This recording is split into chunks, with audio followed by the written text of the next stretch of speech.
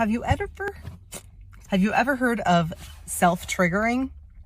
Asking because I just tried doing it to myself. For those of you who don't know me, I'm Erin McCulcup. I'm filled with good, and so are you. And I teach food freedom techniques using the theology of the body and modern secular addiction science. You know how a lot of times we hear, oh, I was triggered. This triggered me. That triggered her. And it sounds like it's something that comes from outside of the person who is experiencing the urge to do something that they'd rather not do.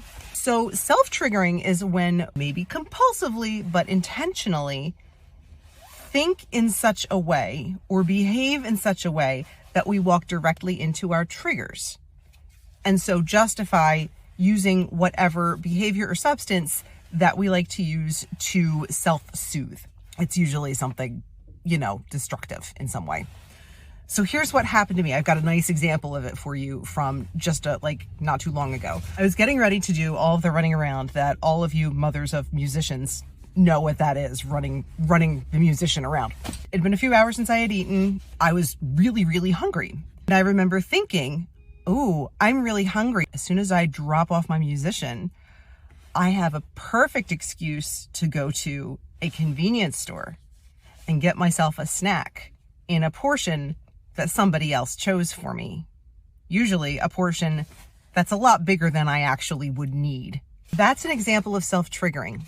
I looked for an excuse to use the behaviors that I want to stop using. In my case, it's going and spending money at convenience stores when I really don't need to.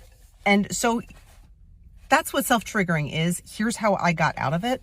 I stopped and asked myself, what if I just got a snack here? What would happen? And so I played that movie out in my head. At the end of that movie, I got a snack.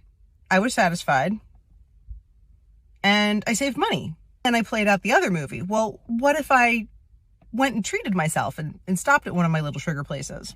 For that choice, I would feel disappointed, embarrassed, kind of ashamed that I had not taken my own advice. I chose the first one where I just got a snack at home. And just in case, I also made myself chocolate milk to help me resist any other urges I might have to stop and pick, a latte or something like that. Not that those things are bad in and of themselves, but I don't need one of those right now. I don't need to spend that money. And you know what's funny? I brought myself this beverage, this little chocolate milk. I took like 5 sips of it, and now I'm too full to drink any more of it. So do with that what you will. Anyway, have you ever experienced self-triggering? Did this video help you identify times when you do self-trigger? Let's talk about it in the comments.